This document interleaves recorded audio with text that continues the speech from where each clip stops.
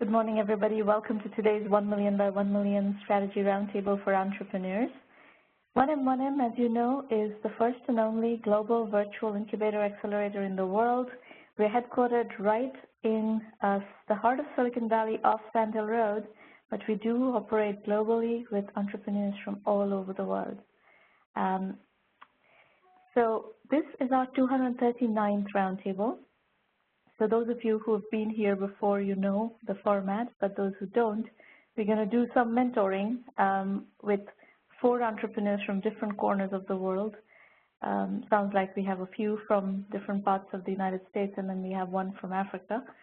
So that's the agenda, and then you will have a recording of the event available. If you're live tweeting the show on Twitter, please use hashtag 1M1M. Our Twitter handles are at 1M by 1M, and my personal one is at Romana. Either way, if you follow those handles, we push a lot of very interesting, solid entrepreneurship-related content through these channels. And if you want to track that content stream, Twitter is a very good way to do so. We also publish all the recordings of every single roundtable on the 1M1M Roundtables channel on YouTube. So that should be, of interest to you if you're looking for recordings of previous sessions. These are the call-in instructions. We're not quite ready for call-in yet. We will open this up for call-in, but not quite yet. So we'll first start with the presentations. Now, this month, we are also celebrating the launch with my new book, Bootstrapping with a Paycheck. We've had a couple of launch events. And you're welcome to check out this book.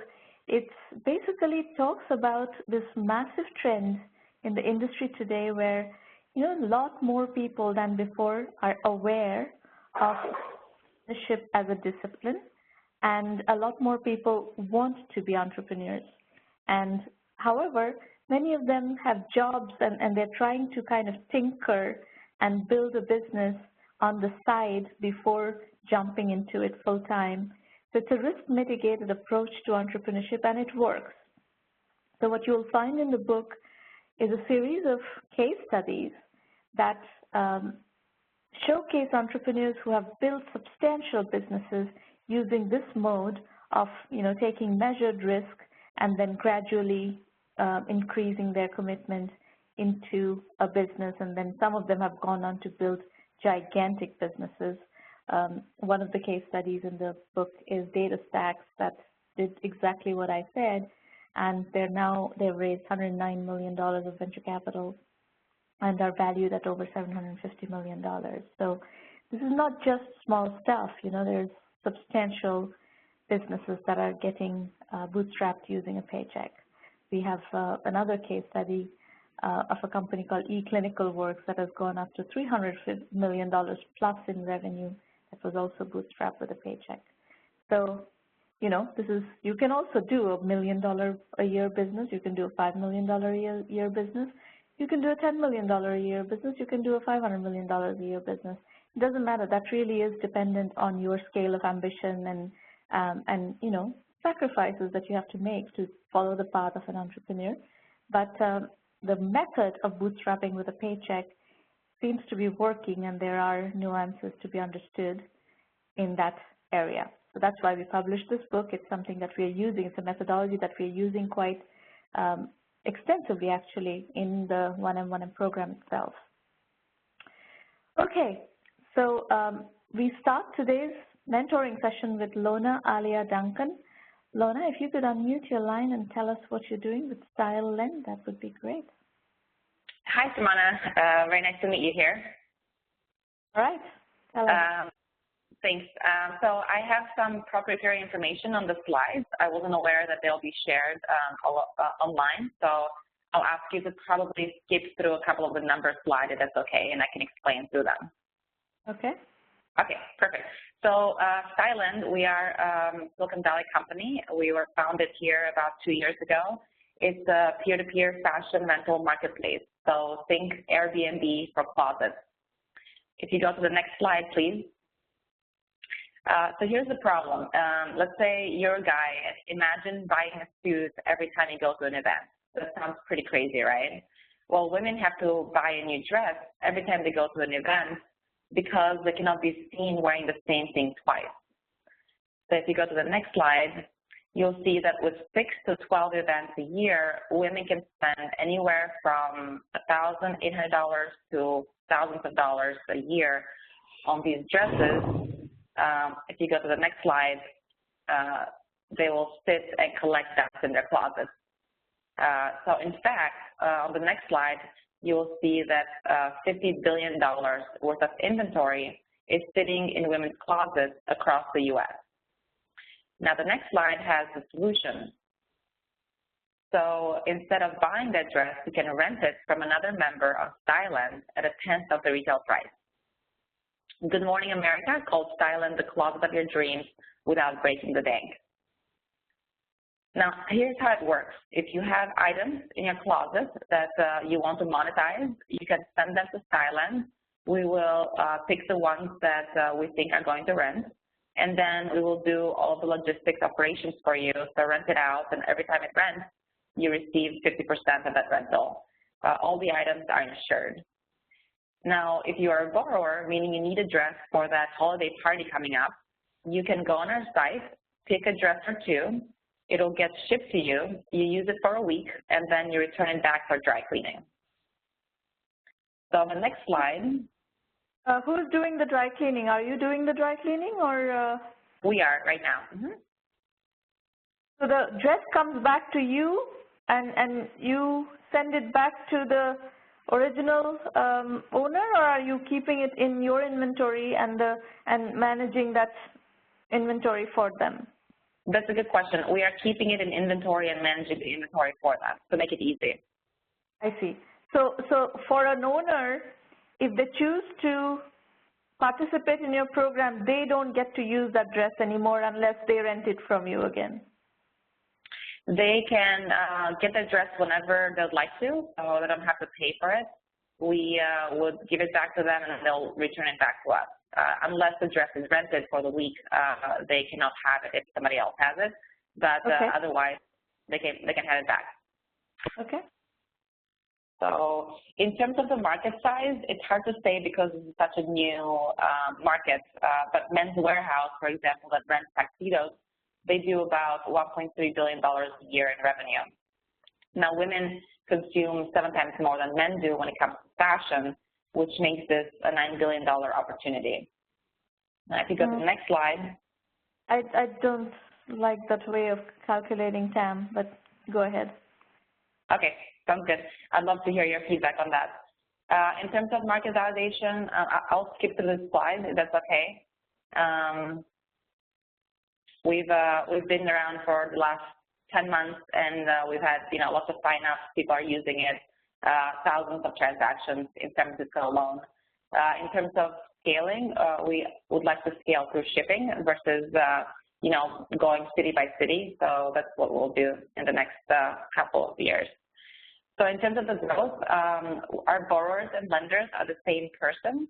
So once you get one side of the market on board, you automatically get the other side. So we have a network effect similar to what eBay had in the beginning. And you can go to the next slide. So our customers love us. We have 5-star ratings on Yelp, and some of our customers are, Miss USA, Miss Hawaii, The Bachelor, and then obviously regular people all over, San Francisco. So how big can this get? This gets really big in the higher numbers. If we get to 3 million users by 2015, by 2018, that's $110 million in revenue. And just to give you a comparison, Rent the Runway is at 5 million users after 5 years, and we can grow just as fast as they can. So you can go to the next slide. We started with dresses because this is the biggest pain point for women, but we're seeing interest in other segments like accessories, shoes, bags, and coats. You can go to the next one. So Rent the Runway has paved the way for us. They're a great business. They're B2C, so they buy all of the inventory, whereas Styland is peer-to-peer. And what differentiates us is that, you know, the community, women have an emotional connection to the dresses and with each other, and we're building that community of lenders. So you can go to the next slide. So the average dress rental is about $50. We take 50% commission, and the other 50% goes to the owner of the dress. Shipping, dry cleaning, and insurance are extra on top of that. Extra for whom? Who's paying for the dry cleaning? The renter is, the person who's renting the dress. I see. So every time the dress gets rented and returned, there's a dry cleaning charge that the renter is incurring. Yes. Okay. So you can go to the next slide, please.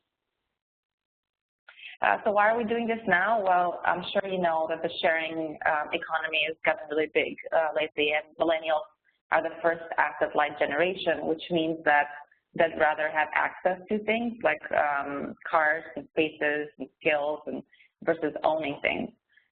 So this makes this the perfect opportunity for us to come into the market and monetize those assets sitting in women's closets. Now, if you go to the next slide, this is our team. So, you know, basically myself, I have 10 years in fashion industry experience. Nirmam is at Twitter and IBM, and Tanya came from American Express and Hyatt. She was my first hire, actually, and I've known her for 3 years.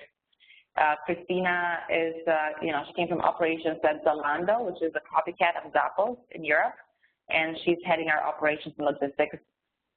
Brittany was, you know, content creator, and she was introduced to us through a friend, and Matilda came from Victoria's Secret, and she helps us with the sizing of all of the dresses and making sure everything is good. So I'll stop at this slide. We are raising our seed round now. You can also see our, you know, our timeline here. We basically were part of Y Combinator and graduated in winter 2014, so in March. We raised some money then, proved the concept in San Francisco, and now we're going to other cities like New York, LA, Chicago, and the rest of the US via shipping.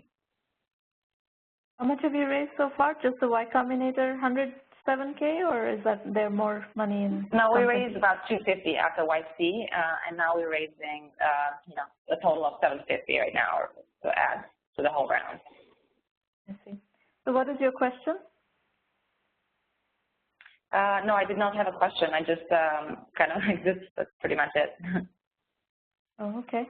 So good. So in terms of the, it's already validated by Rent the Runway. So you're the twist that you're changing there is to do peer-to-peer. That's great, and it will cost you less money to build the business because you're not doing inventory, and you're making the customer pay for the dry cleaning, so it's going to be a more capital-intensive business. The market is definitely there, so I don't see why not.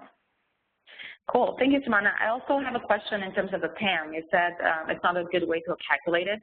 Do you think I should look at some other numbers? Because I tried to talk to some investment bankers and try to understand the market there, but it's very hard to get numbers in a market that's very nascent. Yeah, I think the way you calculate TAM makes no sense to me. So you need a TAM model that actually has some real basis. Right now it's kind of like, let's throw up a number on the slide and call it TAM kind of thing. It has no basis. Okay, I have another TAM calculation towards the end of the slides, but maybe I can send that to you and see if you think that's better.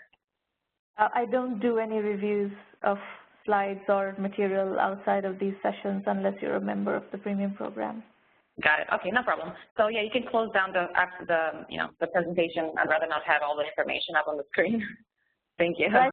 Initially, that in New York and densely populated cities, we see people throwing stuff they really don't want onto the streets, and it's kind of a genuine problem here in the city because I think people have an issue storing stuff, and I myself included, I'm sure the other participants from New York can identify with the space issue. The next problem we are attempting to solve is the distance to donation centers. And thirdly, I think the current options are fragmented. and mainly millennials find a distrust in the large organized setups such as those mentioned here. Next slide, please. Yeah, so then we set out to go out and talk to college kids in and around New York City. And most of the time, they would give us feedback. And that's what made us identify that New York would be a great place to start, apart from the density and the storage issues, that we would also have a niche market we can focus on and try out a beta. So we got a beta going as early as in August this year. And I mean, we have had pretty good traction now because we have about 200 users just signed up on a public beta now, with completely organic. There's no hardcore marketing at all. We are looking to reach the New York market first. So you see that number 8.3 million there, and then the rest scales up from that point. Are you with me so far? Yeah. How are you calculating these numbers? What's the basis of, how much you have numbers in terms of 500,000 students and et cetera, but what is the business model? When you say the business model, do you want to know the revenue model or do you want to know the approach as the marketing strategy? No, business model. Do you understand the word business model? What is a business model? You know the definition of the term business model? Yes. So the play here is EdTech, right? And so I'll get to that when we get to the last slide. And so I think I covered these quite easily. Yeah, you can go to the next one as well. Okay. So the idea is, you can stay right there. Are we good? Hello? Yes. Hello? So I don't think we understand the business. What business are you doing here? How does this company make money? Yeah, so the play is on the EdTech. So if there are any investors on the call, I will be happy to explain it. I'm going to just give you a one-liner here. The way we make money is on EdTech. So say you had a bicycle and you put it up there, we would ping the ad networks and say, hey, someone just got a new bicycle. For example, we'll ping a company like Trek and tell Trek, hey, someone just got a new bicycle. They're not going to buy a new bicycle from you, but if you want to promote riding gear, helmets, clothing that relates to biking, bicycle clubs, he or she is your person, right?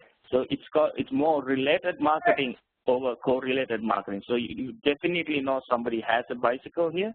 It's a little bit like Amazon in that way. Am I clear so far?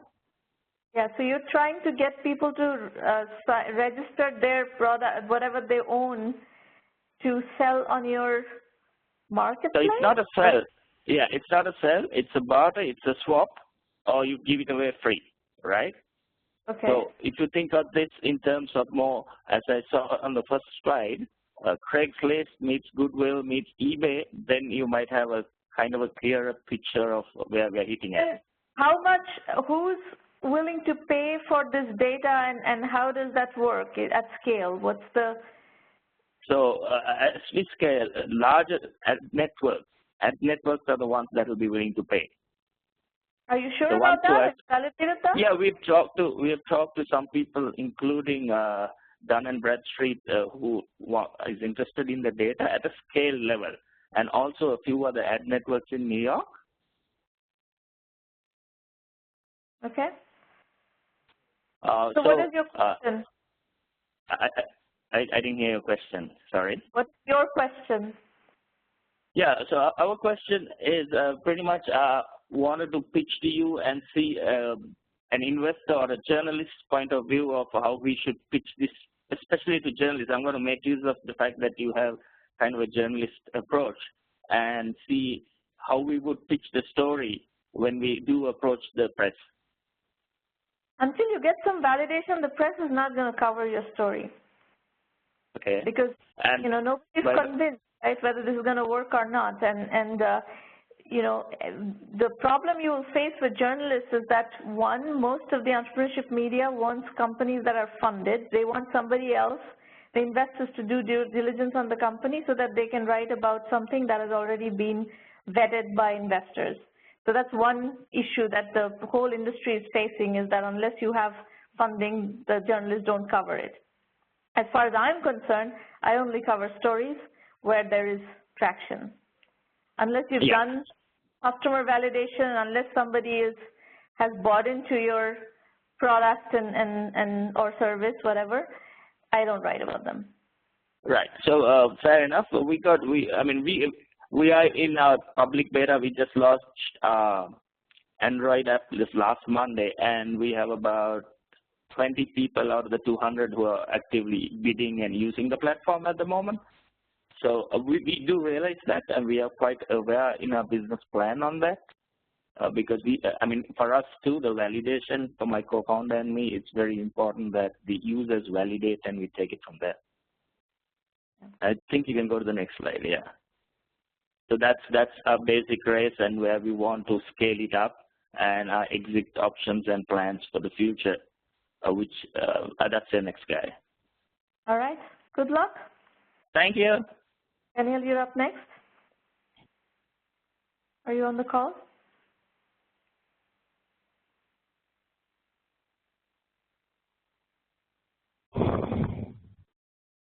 Daniel, are you on the call?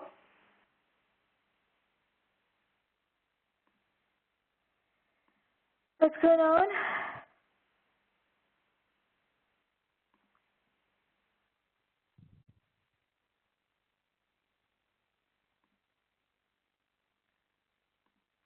Okay, I'm going to move to the next person. Shall I? Hello. Who is this? This is Kalpesh. Okay, Kalpesh, we'll go to your presentation next, since we can't find Daniel. Okay, go ahead. Yes, I'm the hotel owner and also the founder of the Booking in Bit. Let me just stop you right. These slides are not confidential. They're going to be publicly available on our blog and YouTube channel. Yeah, it's all right. We just put it up there. We send to somebody else, so you can share it. We don't mind. Okay. I get started because we are the hotel owner, and when we hearing about the Bitcoin and all that, and then I search more on the Bitcoin, see how this work and what is the benefit to it, and that make me interested to accept the Bitcoin for our hotel, and ask my webmaster to accept that Bitcoin, and they says no, we won't do that because the prices goes up and down so much, and that's how we started to accept. Thinking about why don't we just build some platform that hotel can allow to accept the Bitcoin, and that's why we started with the Booking in Bit. The problem is right now with all the OTA, it's charge higher commission to the hotels, and the hotel has to go where the customer is. But all the big brands and all the hotel owners like us, we're not getting anything for the room where we're selling it, and we are the one who work for the guests to make them happy and provide them the service, and that's why we're looking. Are you planning to compete with the OTAs as another OTA that offers Bitcoin bookings? Is that what you're saying you want to do? Yeah, the Bitcoin, and so we are using the payment system called Duella, which is you link your account with bank account with the Duella, and when you send the money out to pay the merchant, and it will send out the only Duella code, like Apple Pay. But it's cheaper for the merchant to accept it, and also it will be secure for the guest using it. And how many hotel owners do you know who are willing to accept Bitcoin? In the Bitcoin, there is not many yet. Because people don't have the education of the Bitcoin, and they've still been saying that is negative story if they know about the Bitcoin. And there's one started company, it's called the btctrip.com. There's the first one who started it, and the Expedia now accepting the Bitcoin also. So there is awareness of the Bitcoin, but not at the hotel level. And the Expedia doing it to. Expedia cannot accept Bitcoins if the hotels do not accept Bitcoins, right? Yeah, that's what I said. But the Expedia not telling what is the benefit of accepting the Bitcoin for the hotel. The Expedia is doing for their own goods, for their bottom lines, because Expedia model is working on the prepaid reservation. So gets paid to the Expedia, and then the Expedia paid to the hotel. So I'm not sure how convinced I am about your concept, frankly. Okay. And have you validated this with hotels? Are with hotels dying to accept Bitcoin, or are you going to have to make a missionary sale to hotels to convince them to accept Bitcoins, and that's going to be so long sales cycle that doing your business is not going to be worthwhile? Okay. Yeah, well, we're just trying it, see if we have to make them educated. That's what we want to do with it. Educating markets on something is very, very expensive. And your business model better be worth, doing if you're going to have to educate the market at a huge scale. Okay.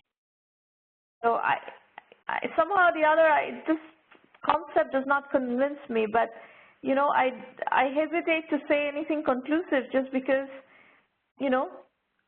Bitcoin is a new concept. Bitcoin is not widely penetrated into the industry. So there may be some way of making money off the Bitcoin phenomenon that is within your expertise area, but this particular business plan to me does not sound very convincing. Okay. Yeah, that's why we want to get the feedback to it. So I just don't think it's going to scale much at all. It's going to be a headache to convince people, and it's just going to be a nightmare.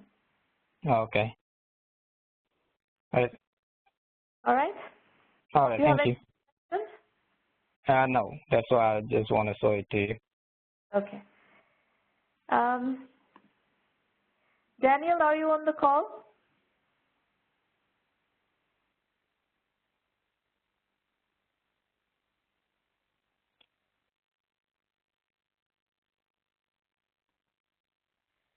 Maureen, Daniel is not on the call, so I'm going to do the 1M segment, and if Daniel is back, we can go back to his presentation. You can work with him in the background. Folks, this session is primarily to do exactly what we just did with Kalpesh, is getting feedback on ideas, getting feedback on businesses. So,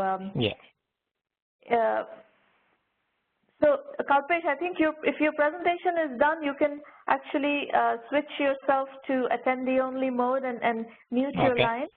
I will continue with more of the programming, but if you could please put your line on mute, that would be great. Okay. Thank you.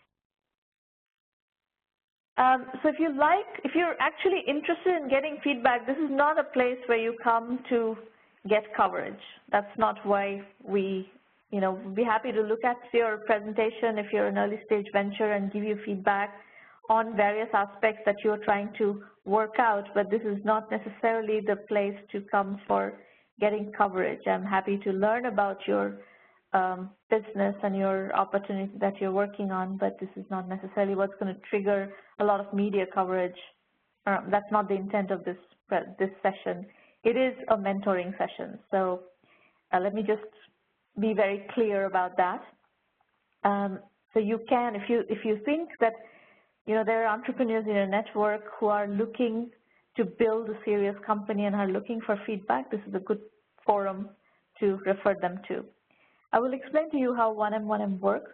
Everything is at 1mby1m.com, and we have the blog, which is a very, very rich, very content-rich blog, and you can access that for free.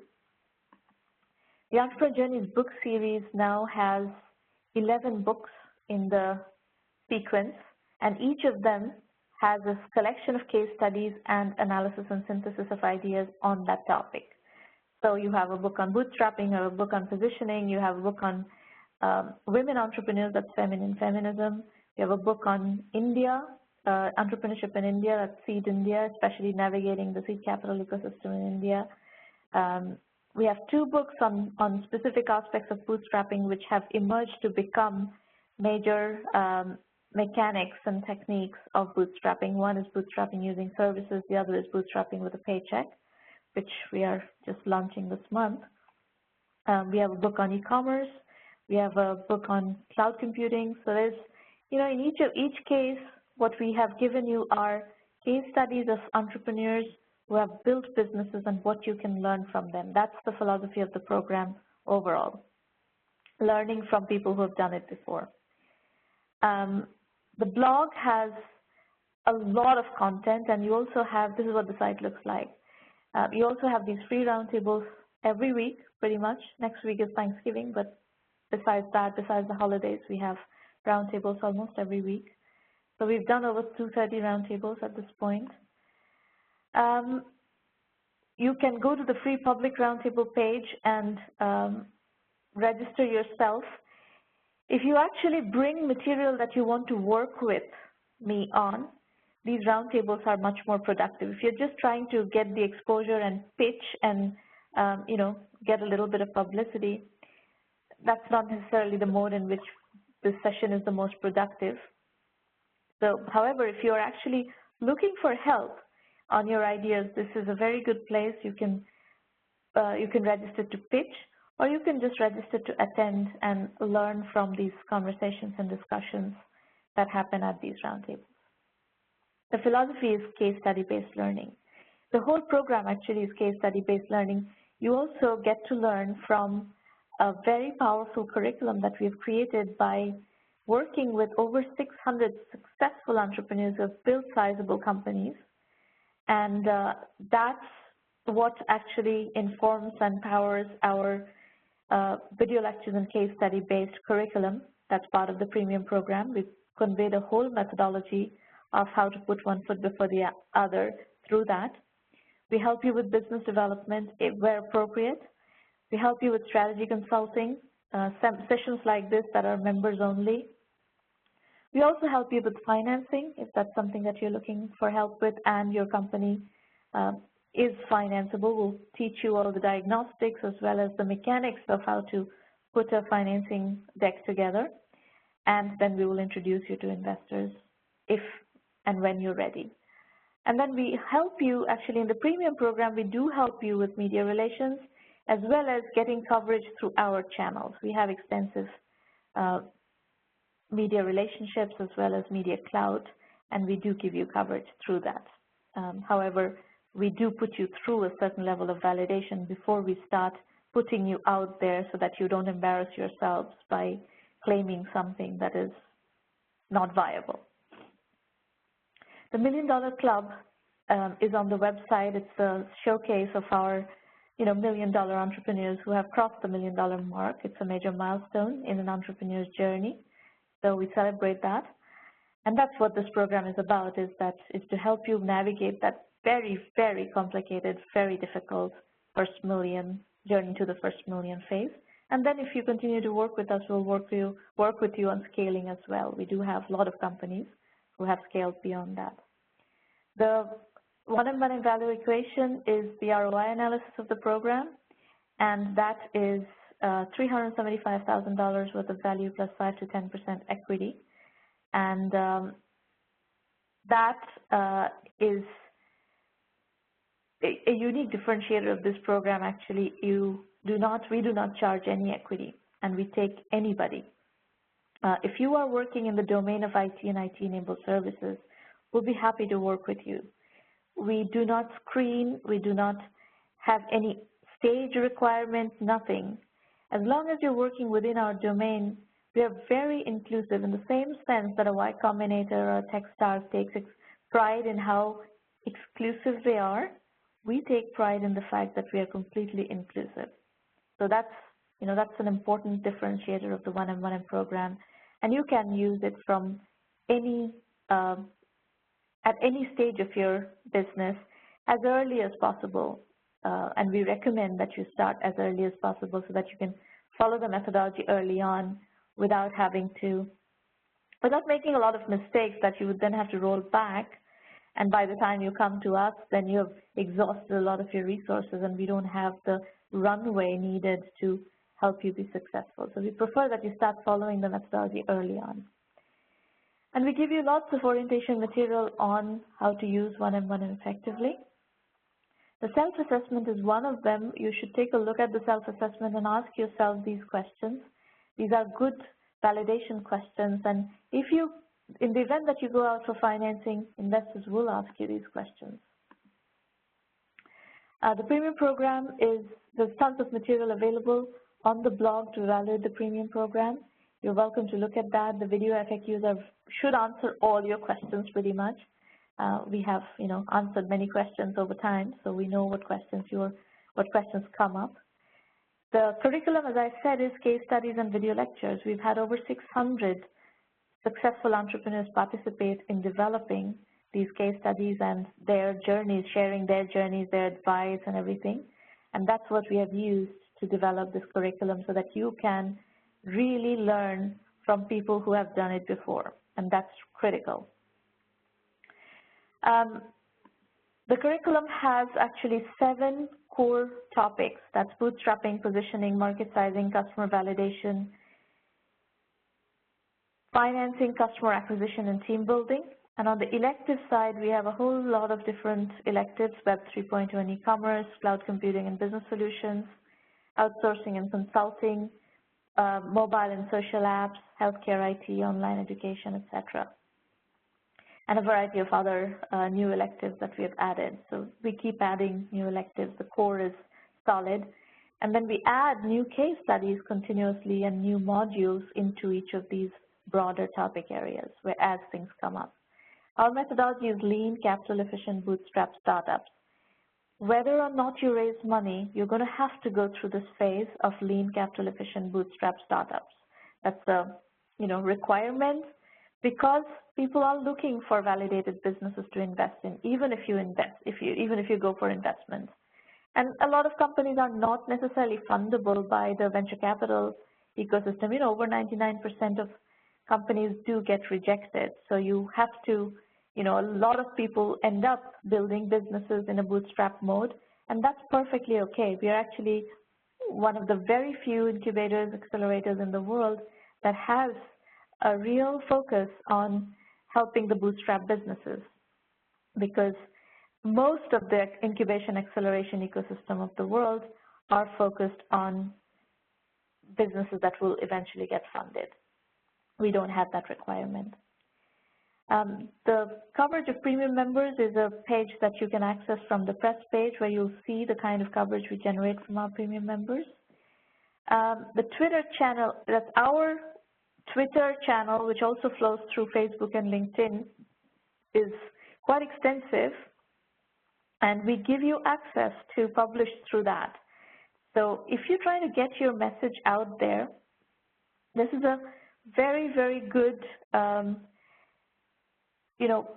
mechanism to get your messages out there, whether it's your product message, service message, value proposition message. You should definitely take advantage of our social media presence, which is quite extensive. That includes our blog, which also has very good presence and readership.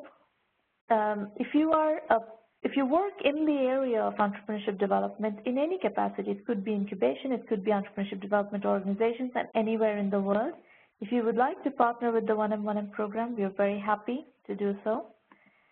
Our upcoming free roundtables are 3 Thursdays in December. With all the holidays, next week is a holiday for Thanksgiving, and then we have Christmas and New Year coming up. So this year we have 3 more roundtables left, and all 3 of them are going to be interesting roundtables where we actually have external guests. As you know, we often have external guests. So I think in the last 3 roundtables we have guests in every session.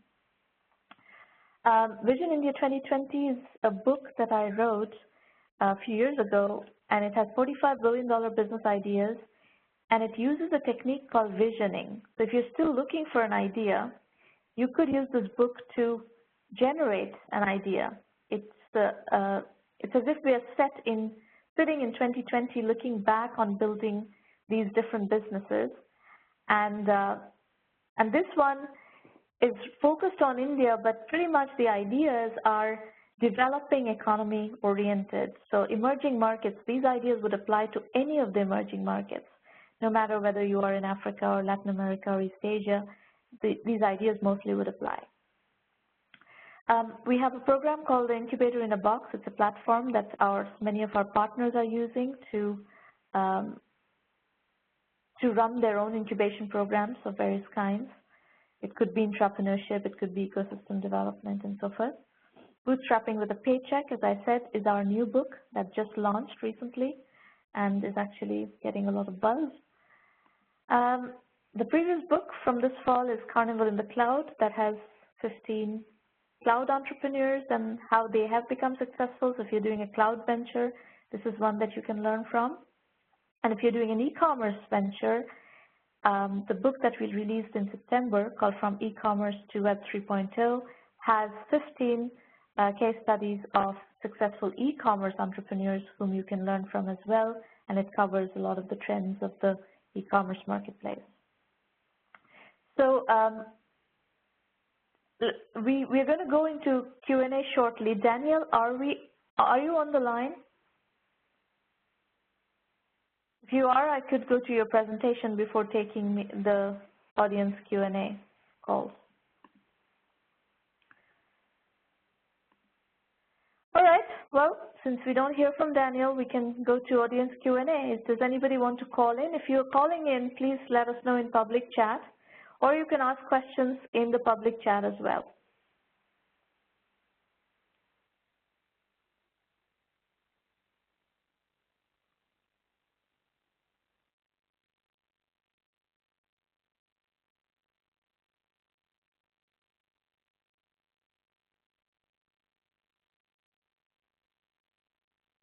No? None of you have questions? All right, those of you who have questions about the 1M Premium program, and if you'd like to talk to somebody, you're welcome to call Irina Patterson. Her phone number is 786-301-2456. Irina@1mbym.com is her email ID, and Skype ID is Irina_Patterson. She requests that you send her an email to set up a time to Skype, and otherwise it would be hard for her to coordinate and intercept and anticipate your call on Skype. Okay, well, either we take questions from the audience or we're going to wrap up the session. Up to you.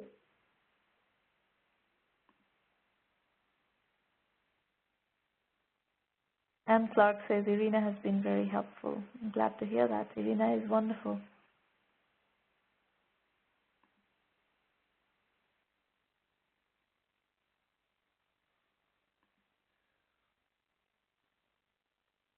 All right. Looks like there are no further questions, in which case we're going to wrap up the session.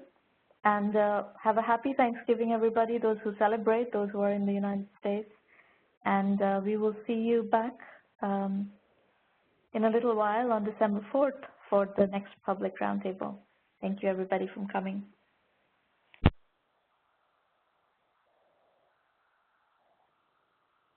Hello?